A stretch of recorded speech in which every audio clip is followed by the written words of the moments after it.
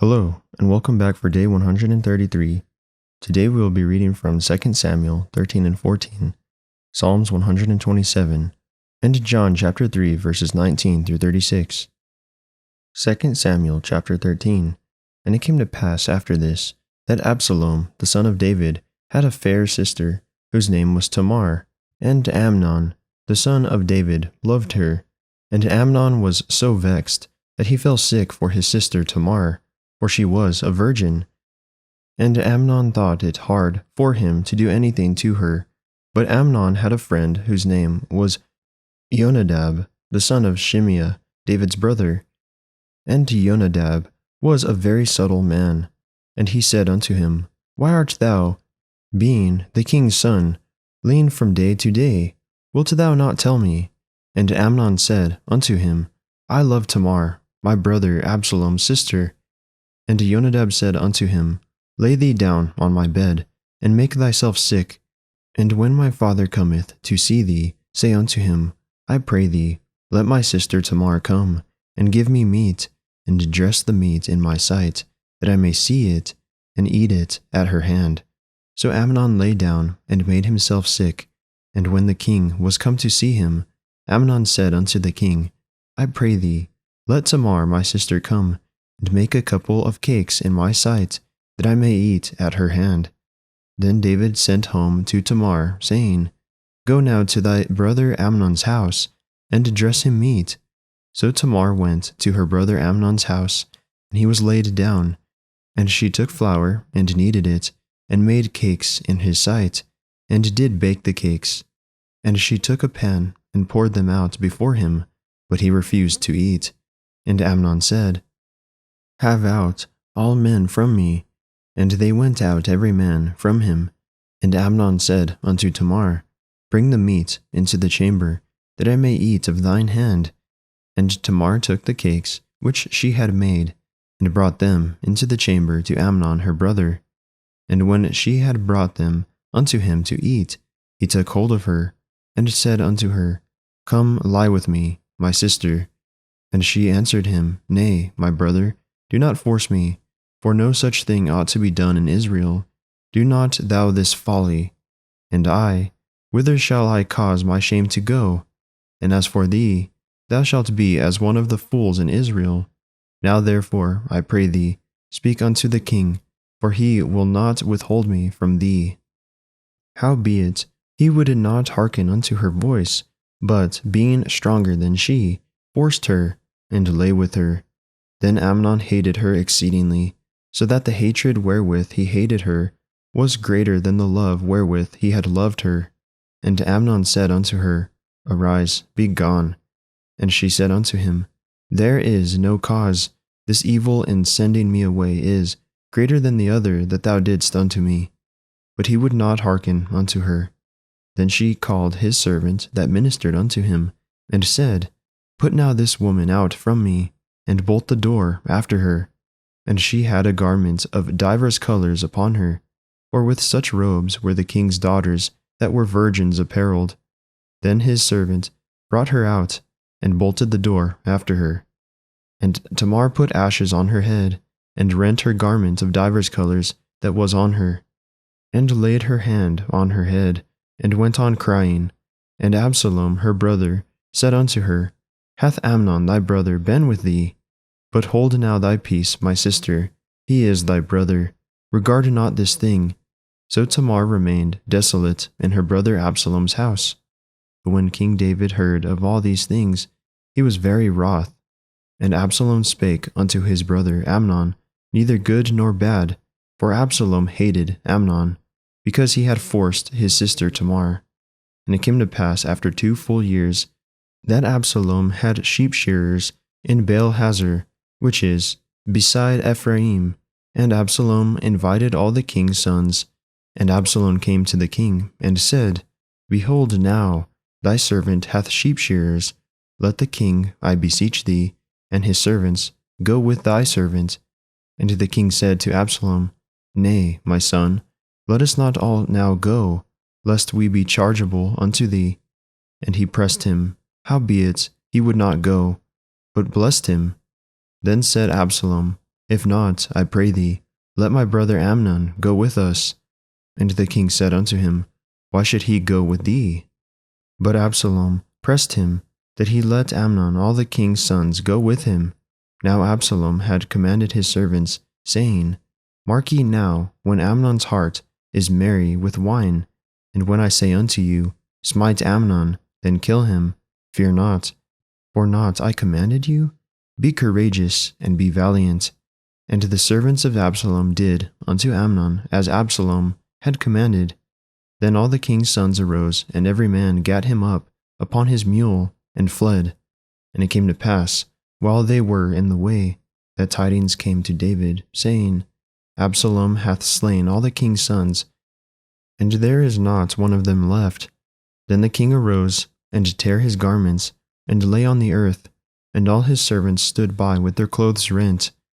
And Jonadab, the son of Shimeah David's brother, answered and said, Let not my lord suppose that they have slain all young men, the king's sons. For Amnon only is dead, for by the appointment of Absalom this hath been determined from the day that he forced his sister Tamar. Now therefore let not my lord the king take the thing to his heart, to think that all the king's sons are dead, for Amnon only is dead. But Absalom fled, and the young man that kept the watch lifted up his eyes, and looked, and behold, there came much people by the way of the hillside behind him. And Jonadab said unto the king, Behold, the king's sons come, as thy servant said. So it is. And it came to pass, as soon as he had made an end of speaking, that, behold, the king's sons came, and lifted up their voice, and wept. And the king also and all his servants wept very sore. But Absalom fled, and went to Talmai, the son of Ammihud, king of Geshur. And David mourned for his son every day. So Absalom fled, and went to Geshur, and was there 3 years. And the soul of King David longed to go forth unto Absalom, for he was comforted concerning Amnon, seeing he was dead. 2 Samuel chapter 14. Now Joab, the son of Zeruiah, perceived that the king's heart was toward Absalom, and Joab sent to Tekoa, and fetched thence a wise woman, and said unto her, I pray thee, feign thyself to be a mourner, and put on now mourning apparel, and anoint not thyself with oil, but be as a woman that had a long time mourned for the dead, and come to the king, and speak on this manner unto him. So Joab put the words in her mouth. And when the woman of Tekoa spake to the king, she fell on her face to the ground, and did obeisance, and said, Help, O king. And the king said unto her, What aileth thee? And she answered, I am indeed a widow woman, and mine husband is dead. And thy handmaid had 2 sons, and they strove together in the field. And there was none to part them, but the one smote the other, and slew him. And behold, the whole family is risen against thine handmaid. And they said, Deliver him that smote his brother, that we may kill him, for the life of his brother whom he slew. And we will destroy the heir also, and so they shall quench my coal which is left, and shall not leave to my husband neither name nor remainder upon the earth. And the king said unto the woman, Go to thine house, and I will give charge concerning thee. And the woman of Tekoa said unto the king, My lord, O king, the iniquity be on me, and on my father's house, and the king and his throne be guiltless. And the king said, Whosoever saith aught unto thee, bring him to me, and he shall not touch thee any more.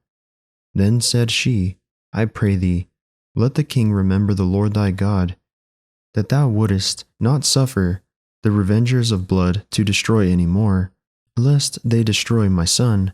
And he said, As the Lord liveth, there shall not one hair of my son fall to the earth. Then the woman said, Let thine handmaid, I pray thee, speak one word unto my lord the king. And he said, Say on. And the woman said, Wherefore then hast thou thought such a thing against the people of God? For the king doth speak this thing as one which is faulty, in that the king doth not fetch home again his banished. For we must needs die, and are as water spilt on the ground, which cannot be gathered up again. Neither doth God respect any person, yet doth he devise means, that his banished be not expelled from him. Now therefore, that I am come to speak of this thing unto my lord the king, it is because the people have made me afraid. And thy handmaid said, I will now speak unto the king. It may be that the king will perform the request of his handmaid. For the king will hear, to deliver his handmaid out of the hand of the man that would destroy me and my son together out of the inheritance of God. Then thine handmaid said, The word of my lord the king shall now be comfortable. For as an angel of God, so is my lord the king to discern good and bad. Therefore the Lord thy God will be with thee. Then the king answered and said unto the woman, Hide not from me, I pray thee, the thing that I shall ask thee. And the woman said, Let my lord the king now speak. And the king said, Is not the hand of Joab with thee in all this? And the woman answered and said, As thy soul liveth, my lord the king, none can turn to the right hand or to the left from aught that my lord the king hath spoken. For thy servant Joab, he bade me, and he put all these words in the mouth of thine handmaid. To fetch about this form of speech hath thy servant Joab done this thing. And my lord is wise, according to the wisdom of an angel of God, to know all things that are in the earth. And the king said unto Joab, Behold, now I have done this thing. Go therefore, bring the young man Absalom again. And Joab fell to the ground on his face, and bowed himself, and thanked the king. And Joab said, Today thy servant knoweth that I have found grace in thy sight, my lord, O king, and that the king hath fulfilled the request of his servant. So Joab arose and went to Geshur, and brought Absalom to Jerusalem. And the king said, Let him turn to his own house, and let him not see my face. So Absalom returned to his own house, and saw not the king's face. But in all Israel there was none to be so much praised as Absalom for his beauty. From the sole of his foot even to the crown of his head, there was no blemish in him. And when he polled his head, for it was at every year's end that he polled it, because the hair was heavy on him, therefore he polled it. He weighed the hair of his head at 200 shekels after the king's weight. And unto Absalom there were born 3 sons, and 1 daughter, whose name was Tamar. She was a woman of a fair countenance.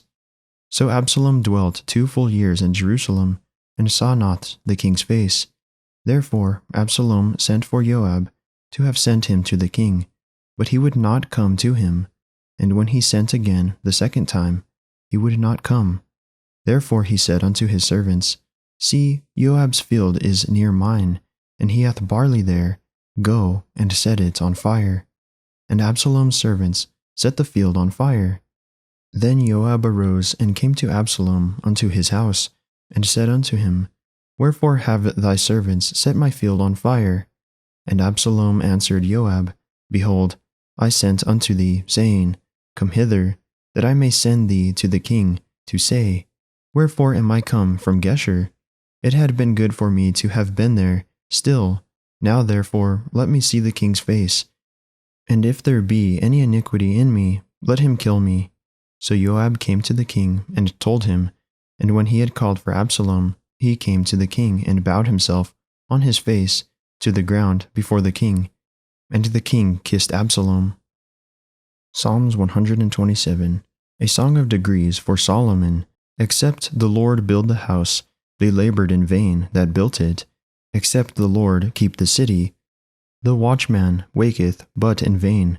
It is vain for you to rise up early, to sit up late, to eat the bread of sorrows, for so he giveth his beloved sleep. Lo, children are an heritage of the Lord, and the fruit of the womb is his reward. As arrows are in the hand of a mighty man, so are children of the youth. Happy is the man that hath his quiver full of them. They shall not be ashamed, but they shall speak with the enemies in the gate. John chapter 3 verses 19 through 36. And this is the condemnation, that light is come into the world, and men loved darkness rather than light, because their deeds were evil. For every one that doeth evil hateth the light, neither cometh to the light, lest his deeds should be reproved. But he that doeth truth cometh to the light, that his deeds may be made manifest, that they are wrought in God. After these things came Jesus and his disciples into the land of Judea, and there he tarried with them, and baptized. And John also was baptizing in Aenon, near to Salim, because there was much water there. And they came, and were baptized, for John was not yet cast into prison. Then there arose a question between some of John's disciples and the Jews about purifying. And they came unto John, and said unto him, Rabbi, he that was with thee beyond Jordan, to whom thou bearest witness, behold, the same baptizeth, and all men come to him. John answered and said, A man can receive nothing, except it be given him from heaven. Ye yourselves bear me witness, that I said, I am not the Christ, but that I am sent before him. He that hath the bride is the bridegroom. But the friend of the bridegroom, which standeth and heareth him, rejoiceth greatly, because of the bridegroom's voice. This my joy, therefore, is fulfilled. He must increase, but I must decrease. He that cometh from above is above all. He that is of the earth is earthly, and speaketh of the earth. He that cometh from heaven is above all. And what he hath seen and heard, that he testifieth, and no man receiveth his testimony. He that hath received his testimony hath set to his seal that God is true. For he whom God hath sent speaketh the words of God. For God giveth not the Spirit by measure unto him. The Father loveth the Son, and hath given all things into his hand. He that believeth on the Son hath everlasting life, and he that believeth not the Son shall not see life, but the wrath of God abideth on him. That concludes our reading for the day. May the Lord bless everyone listening with strength, health, and courage, today and always.